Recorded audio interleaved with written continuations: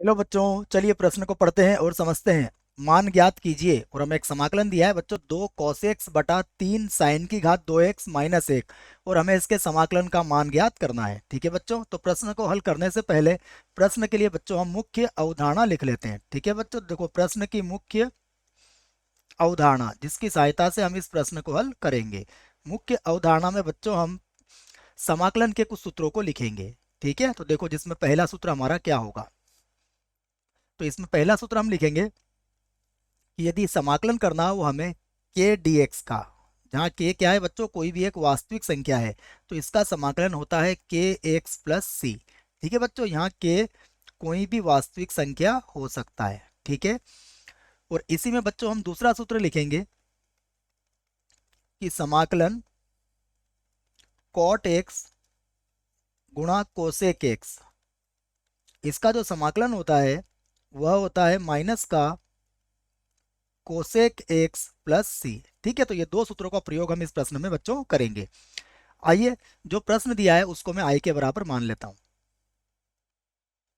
तो माना मेरा जो प्रश्न है वह किसके बराबर है, आई के बराबर है। तो ये हो जाएगा 2 cos x और बटा 3 sin की घात 2x -1, और ये हो गया बच्चों dx। देखिए बराबर, देखो बच्चों cos बटा साइन कॉट होता है, तो ये हो जाएगा हमारे पास 2/3, और देखो cos बटा साइन हो जाएगा कॉट, तो ये कॉट एक्स बन जाएगा, और साइन एक्स को जब ऊपर ले जाएंगे तो यह बन जाएगा कोसेक एक्स। ठीक है, और -1 जैसा है वैसा ही लिख देंगे हम। देखिए अब दोनों को अलग अलग लिख लेते हैं। तो ये 2/3 तो अचर है, तो इसको तो हम 2/3 को समाकलन के बाहर लिख देंगे, और उसके बाद होगा समाकलन कॉट एक्स और कोसेक एक्स dx, उसके बाद माइनस समाकलन 1 dx।